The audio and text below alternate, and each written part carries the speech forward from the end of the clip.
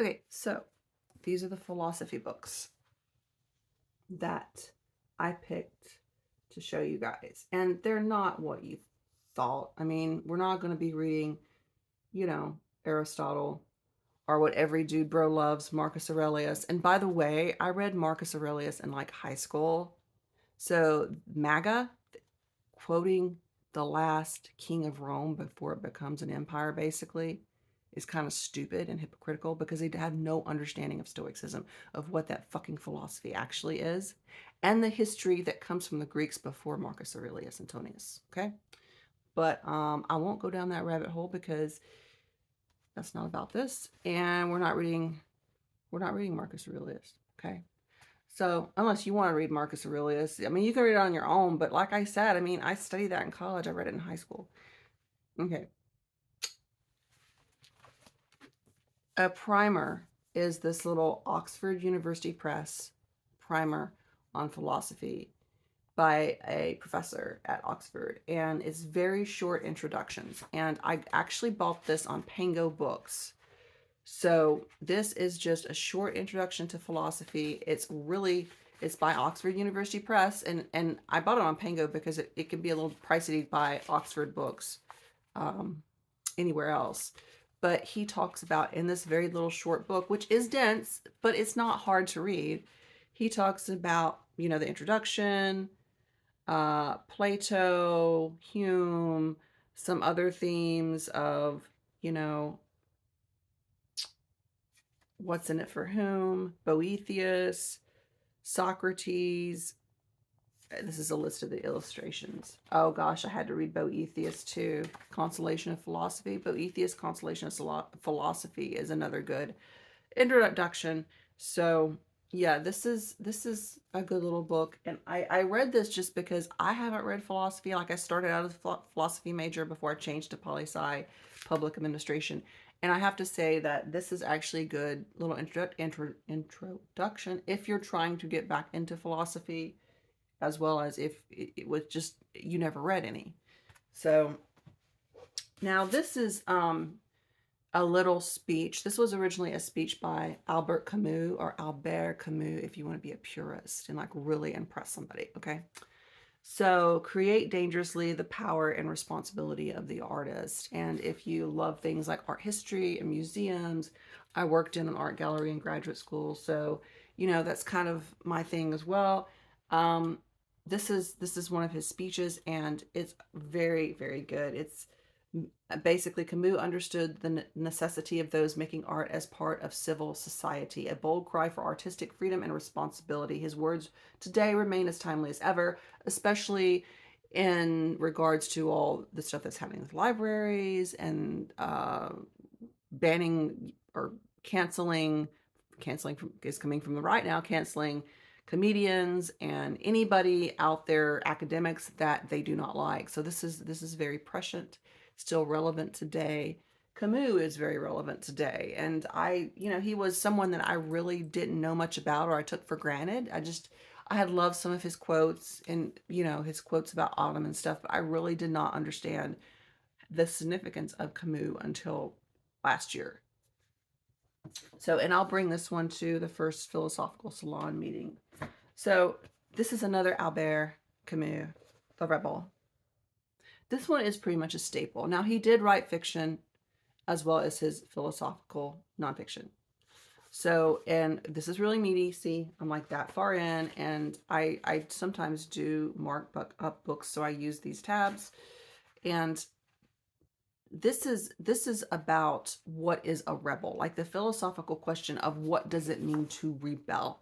Think of Thoreau, think of civil disobedience, but on a 20th century World War II global scale. Okay, so this is very relevant to today. And again, Camus, if you look at pictures of him and you know about his life, and he was a fascinating character, part of the French Resistance, very handsome man.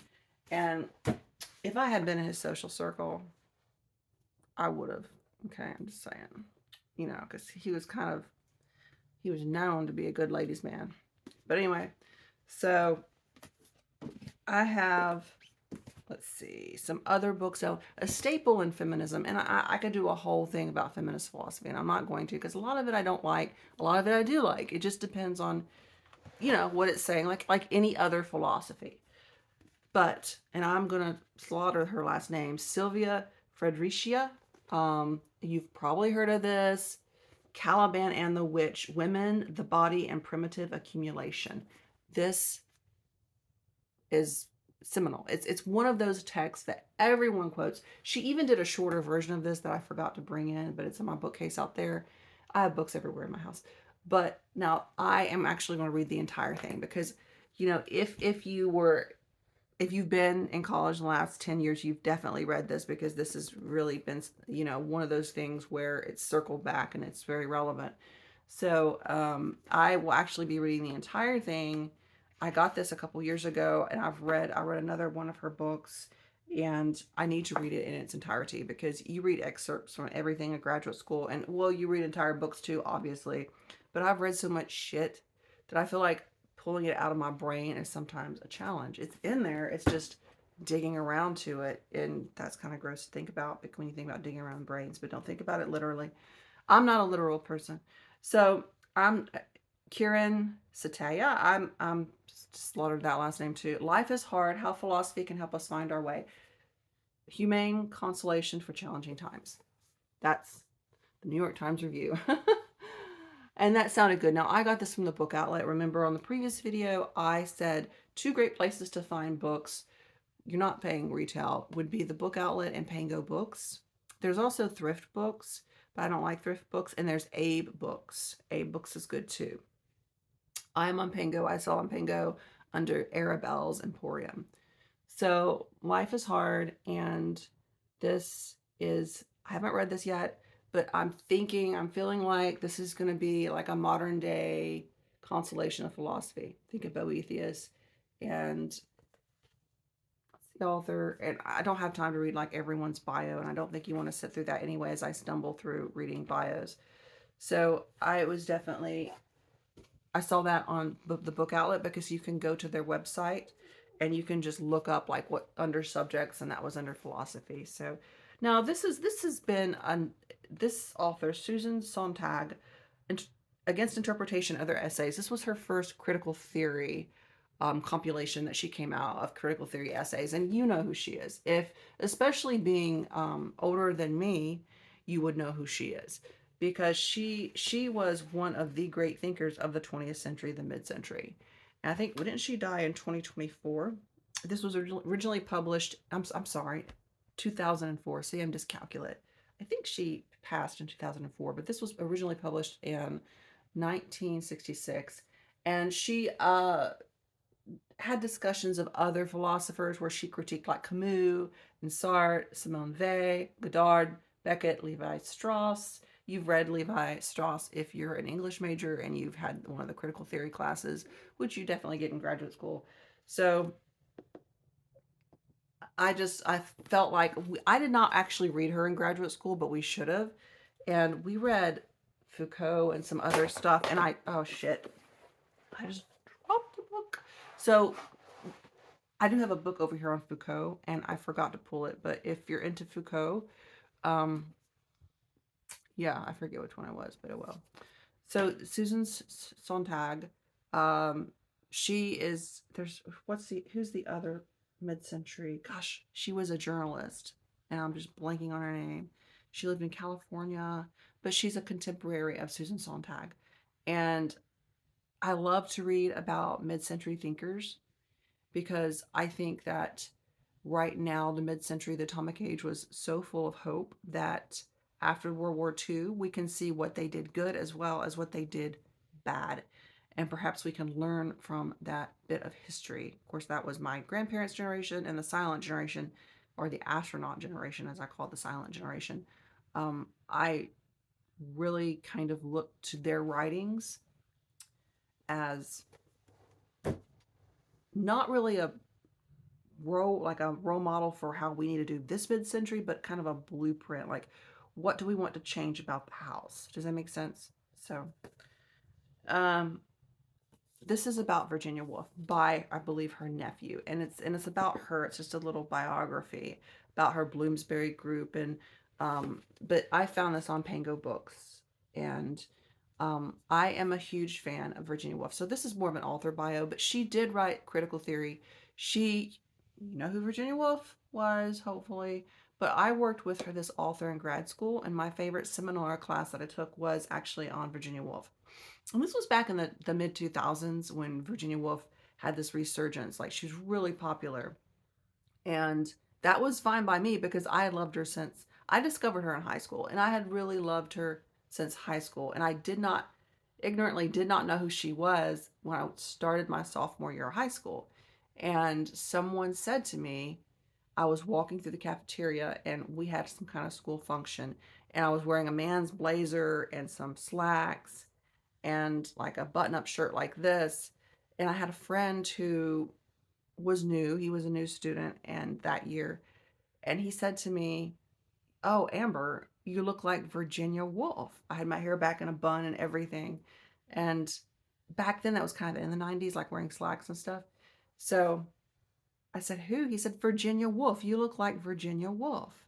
So I've never forgotten that. And it turned out that was my friend who was in the closet. And there was a whole story about that, but which is appropriate because if you know anything about the Bloomsbury group, her Bloomsbury group, they were wild. You guys think 1969 was wild? I mean, they were too. They were children of Victorians, you know, kind of like boomers were children of the stuffy, not really stuffy, but the World War II generation, like the greatest generation. So if you're usually children of a very significant but infamous or famous generation, you tend to have a complex, I think, or that's what I've noticed. So just about people who tend to be direct children, not grandchildren, but direct children of those big generations that everyone looks to and calls by a title, like the greatest or the Victorians, you know? So yeah, Virginia Woolf, interesting, interesting, just interesting is so, it doesn't even begin to cover Virginia Woolf. Like her critical theories and her writing, her stream of consciousness, I will argue that she is the best writer of the 20th century. It is not James Joyce, it is Virginia Woolf. I've read both. I can do this. Okay. So, last book is How to Disappear Notes on Invisibility in a Time of Transparency.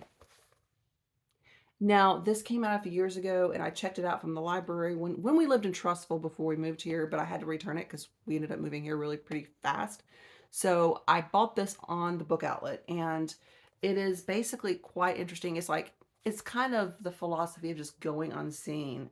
And I'll read a little bit of the description so you can kind of see what I'm talking about. In our networked and image saturated lives, the notion of disappearing has never been more alluring. Today we are relentlessly encouraged, even conditioned to reveal, share, and promote ourselves. The pressure to be public comes not just from our peers, but from the all-pervasive technology companies that want to profit from patterns in our behavior. So this author, Akito Bush, is a lifelong student and observer of the natural world. So bleeds over into the other stack of books that I'm going to actually show you. But she talks about, you know, her own ability to go invisible and the desire and the philosophy behind living a less scrutinized life, which is one reason why I just got off Meta and I don't know if I'm actually going to get back on Instagram. I mean, Brian had a little account to look at Facebook Market, but that's it. Like, I've never been big into the whole Facebook thing. Like, I don't get it. And I've had Facebook before, but I always end up deleting it. So I haven't had a Facebook in a minute. And I loved Instagram before this shit and before they started to be like TikTok and they have the reels that vie for your attention and you can't even see your friends' pictures they took. Because I like to see pictures of nature and people's pets and stuff, and now we just have reels on Instagram. So yeah, I got off of that, and this is going to be an interesting read. Again, it was one I had started a couple years ago and didn't get to finish, and I found it on the book outlet. So that is my stack of just philosophy, but kind of bleeding into biography and psychology too, because I know that not everyone's going to want to go and read like something that's really, really intense. So, and I don't blame you because I don't really want to do that. I've done that before. And, you know, I had the intro to philosophy and all that stuff before, so I don't want to do that either. But that's an example of some books you can pick up. And, you know, just looking at those titles, you know, whether you're on the Book Outlet or Pango or Abe's Books or you're at Books A Million, you'll see other things. And if you want to read Marcus Aurelius, look, I love Marcus Aurelius. I just hate what the dude bro culture has done to him because he was actually a pretty decent guy for the times. He was not one of these men who was like quietly suffer and you're a manly man because you quietly suffer. That's not the point. That's not the point of Stoicism, okay? So that's what the right has done to it. They've basically taken that philosophy, and there's a history of that in the Greek philosophers behind Marcus Aurelius, because that's where he learned all that from. But they've basically taken the philosophy of Stoicism, they being MAGA, the dude bro culture, and these nihilists and these black pill motherfuckers, and they've wiped their ass. I mean, they've just taken Stoicism like it's a piece of toilet paper, and they've just wiped their ass with that philosophy. It's really horrible what they've done, and you know, you can't get shit off of a piece of toilet paper. So it's hard to sit here and like really convey how pissed off I am about how they have defamed Marcus Aurelius, because he's another good guy that for the times that I always admired, and it's where Gene Roddenberry got his idea for the Vulcans. See, so yeah. But anyway, I'm going to do another video of another stack of books. Okay.